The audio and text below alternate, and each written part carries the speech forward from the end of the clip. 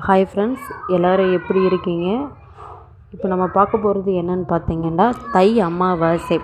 நாளைக்கு தை அமாவாசை ஸ்டார்ட் ஆகுது. ஆனால் தை அமாவாசை வந்து நாளையிலேருந்து இல்லை, இன்றைக்கி, அதாவது செவ்வாய்க்கிழமை இரவு 8:10 அடுத்த நாள் 29 இரவு 7:21 வரை தை அமாவாசை இருக்குங்க. இந்த தை அமாவாசைன்னு பார்த்திங்கன்னா,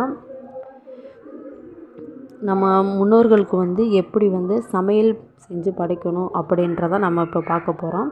இப்போ பார்த்திங்கன்னா, நான் என்னோடய அத்தைக்கு நான் படைக்கிறத இப்போ நான் உங்களுக்கு ஷேர் பண்ணுறேன்னா, என்னோடய அத்தைக்கு பார்த்திங்கன்னா வெள்ளை பூசணி வாங்கியிருக்கேன். 10 ரூபாய்க்கு வெள்ளை பூசணி,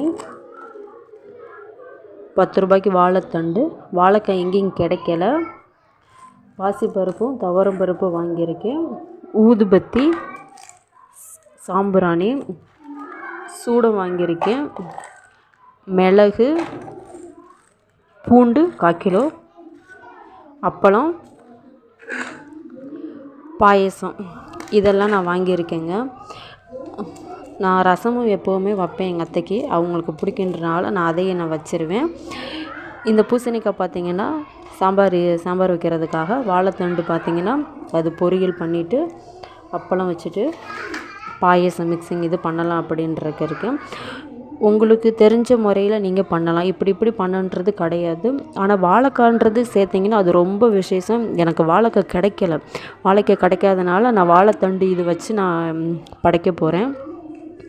தை அமாவாசைன்றது முன்னோர்களுக்கு வந்து நம்ம பித்ரு சாபம் நம்மளுக்கு இருக்காமல் இருக்கிறதுக்காக நம்ம அந்த தை அமாவாசை வந்து கொடுக்கறது. கண்டிப்பாக இந்த தை அமாவாசை எல்லோரும் வழிபடுங்க. உண்மையில் சொல்கிறேன், பித்ருக்கள் சாபம்ன்றது அது பெரிய சாபம், அதை நம்ம பண்ண வேண்டாம்.